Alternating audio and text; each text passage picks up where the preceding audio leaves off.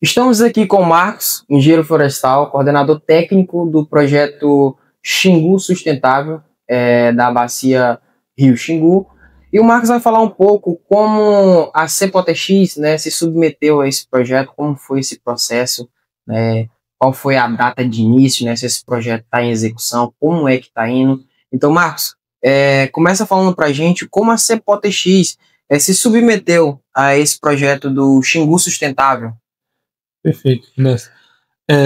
Esse projeto, melhor falando, né, a CPOTX, ela é uma cooperativa, né, de cacau orgânico, está situada ali no município de Altamira, já tem ali trabalhos, né, já atua na região desde 2005, né, então é uma cooperativa bem consolidada no nosso município, e ela é composta por várias outras cooperativas, né, ela tem a Copcal, que é localizada no município de Pacajá, tem a Copotran, que é no município de Brasil Novo, tem a Copoxinca no município de, perdão, a Copotran no município de Vitória do Xingu, e a Copoxim no município de Brasil Novo, e a Copofs no município de Uruará. Todo mundo na mesma região, né? Todo mundo na mesma região. Então essas cooperativas ela compõem a CPOTX, que é a cooperativa que faz a comercialização desse cacau, né? Esse cacau orgânico. Então, assim, tendo essa demanda, que vamos dizer, uma comunidade já unida, que faz um trabalho já há vários anos de cacau orgânico, agricultura familiar, trabalha com esse público. Já tem produção, né? Já tem produção. A cooperativa viu a necessidade, né? A CPOTX viu a necessidade de um apoio maior, né, que esse projeto ele não é só a restauração de 150 hectares da média bacia do Rio Xingu. Esse projeto também ele traz a assistência técnica ao produtor agricultura familiar, para um cacau de qualidade, esse cacau orgânico. Esse projeto trabalha nisso também. Esse projeto ajuda a agregar renda, né, ao produtor, aos nossos cooperados. Esse projeto, além da gente está trabalhando com SAF, implementação de novas áreas que vai no futuro gerar renda para esses produtores, a gente vai também fazer a construção da agroindústria em Altamira, já está em processo já, conforme a gente vai conversando aqui, mas tem a previsão de construir uma fábrica de cacau, né, para fazer o beneficiamento desse cacau, transformar isso em manteiga do cacau, em nibs, né, ou achocolatado. Então, assim, é um projeto que vem tá agregando valor ao cooperado. Então, lá, isso em 2023, começou-se a cooperativa ver essa necessidade, e ao longo de 2024 surgiu uma oportunidade, né?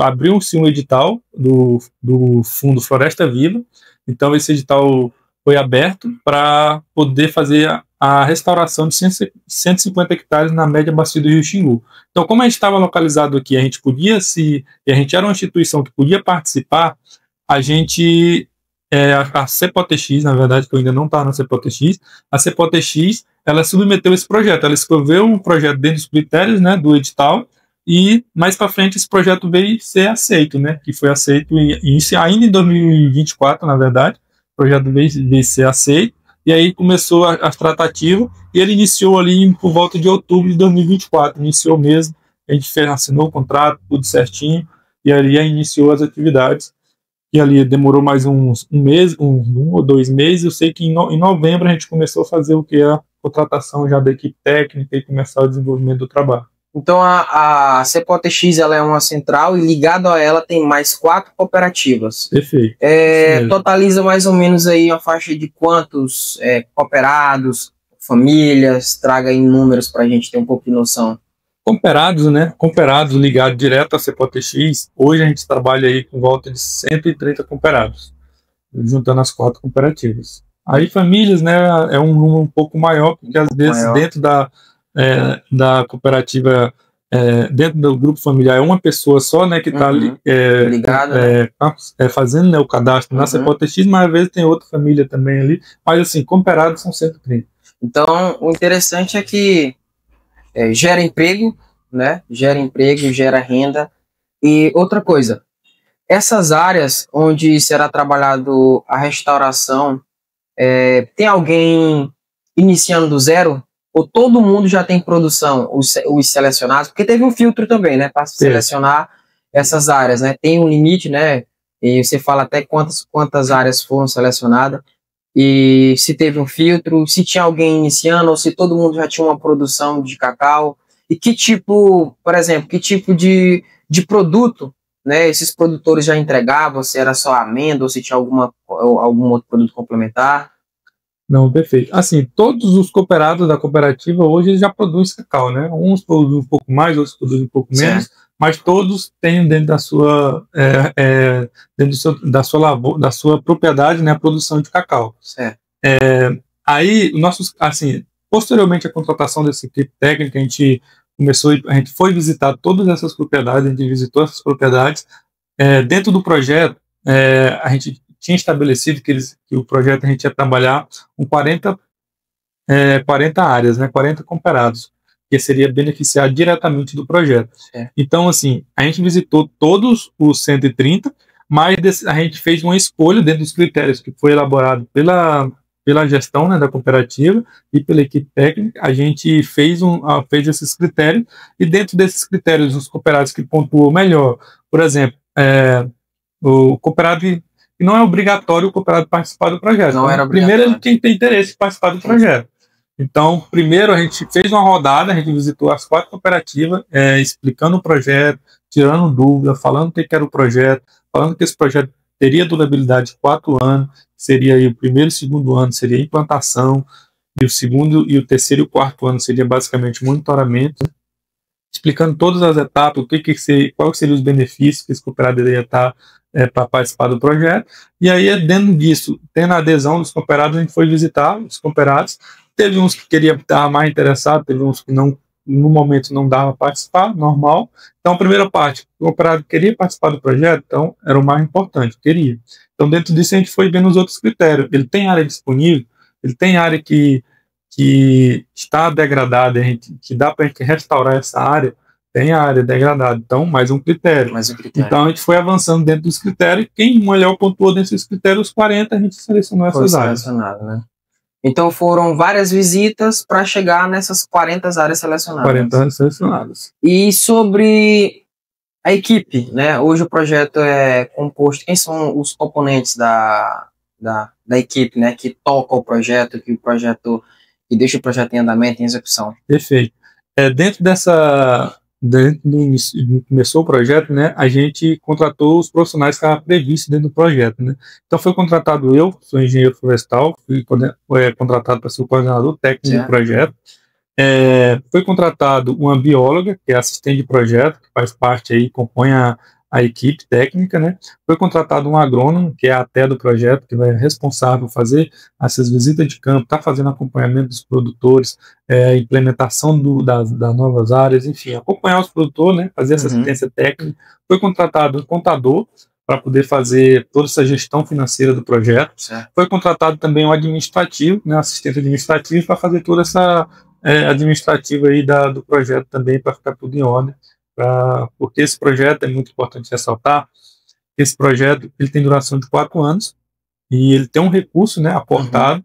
E esse recurso ele é aportado por parcelas. Então, quando a gente vai cumprindo, né, os objetivos que a gente tem ao longo do projeto e vai prestando conta desses recursos, o recurso vai sendo disponibilizado. Ah, interessante. Então, esse aporte por parcela, a próxima parcela só vem quando a anterior é batida ali os requisitos, os objetivos são cumpridos. Faz a prestação de conta. E faz a prestação de conta.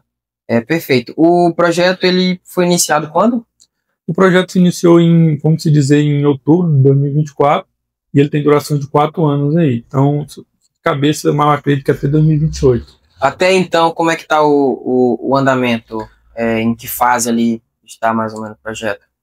Hoje a gente se encontra na fase de preparo das mudas, né, do saco, principalmente do cacau, para implementar nessas áreas. Desde o início, a gente visitou todas essas áreas, a gente já tem as 40 áreas, esses cooperados já assinaram o termo de adesão ao projeto, então todos os cooperados têm um termo, um documento, que eles vão participar do projeto, eles se comprometem a fazer parte do projeto ao longo de todo esse período.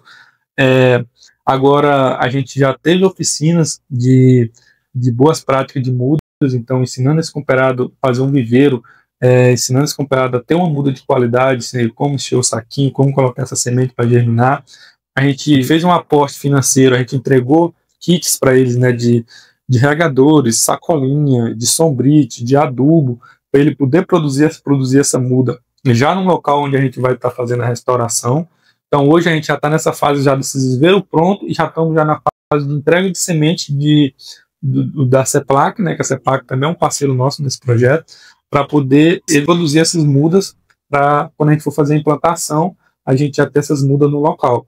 É importante também ressaltar que a gente, quando a gente visitou todas essas áreas, a gente coletou essas amostras de solo de todas as propriedades, então a gente já mandou para o laboratório, a gente já teve um retorno no laboratório, então a gente sabe o que a gente vai precisar comprar, inclusive os insumos, como por exemplo, calcário e adubos, a gente já fez essas compras, então já está chegando nas cooperativas, a gente vai estar portando esses recursos para os cooperados, para esses beneficiários, então a gente vai estar fornecendo esses insumos para eles poderem trabalhar nessas áreas, né? Corrigir esse solo, para chegar na época de plantio, já está tudo certo. Então, perfeito. Então, os produtores só têm a ganhar, né? E falando de produto final, qual é hoje, qual o principal produto de entrega desses produtores? É só amêndoa ali? Como é que funciona? Hoje a cooperativa, né, a matéria-prima principal é o cacau, né? É a amêndoa do cacau. Eles estão querendo um pouco, né?